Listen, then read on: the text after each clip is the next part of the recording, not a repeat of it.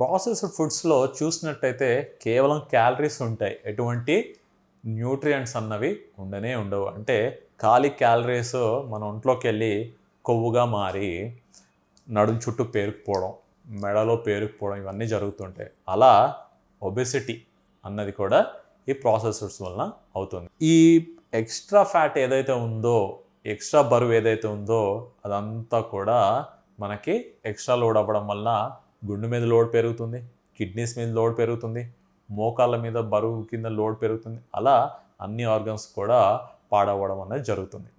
Next వచ్చేసి ఈ processed ఫుడ్స్లో చాలా తెలివిగా ఎడిక్షన్, అంటే మనం తిండి తినాల్సిందే అన్నట్టు ఇండ్యూస్ చేయడానికి ఏవైతే కెమికల్స్ వాడతారో ఆ కెమికల్స్ బ్రెయిన్లో ఉన్న హార్మోన్స్ని స్టిమ్యులేట్ చేస్తూ ఉంటాయి అన్నమాట. అంటే అది తింటే వచ్చే ఒక చిన్న హ్యాపీనెస్ మనకి ఆ ఫుడ్కి అలవాటు అయిపోయేటట్టు చేస్తుంటాయి.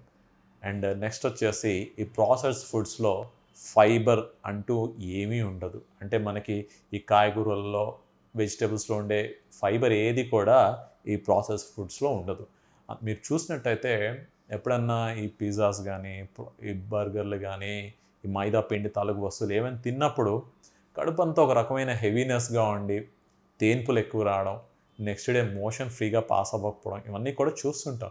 ఇవన్నీ ఏంటంటే కేవలం ఫైబర్ లేకుండా ఈ పిండి పదార్థాలు ఎప్పుడైతే ఉంటాయో అప్పుడు మనకి సిమ్టమ్స్ అన్నీ ఉంటాయి. అండ్ ఇదే కనుక రిపీటెడ్గా మనం చేస్తున్నట్టయితే కాన్స్టిపేషన్, కొన్ని రకాల క్యాన్సర్స్ ఇవన్నీ కూడా వచ్చేదానికి అవకాశం ఉంటుంది. అలా ఈ ప్రాసెస్డ్ ఫుడ్స్లో ఉండే ఫ్యాట్, సోడియం, క్యాలరీస్, కెమికల్స్ ఇవన్నీ కూడా మన ఒంట్లో విషంగా మారి మనకి ఈ కొత్త కొత్త జబ్బులన్నింటినీ కూడా కారణమవుతుంది. Thank you.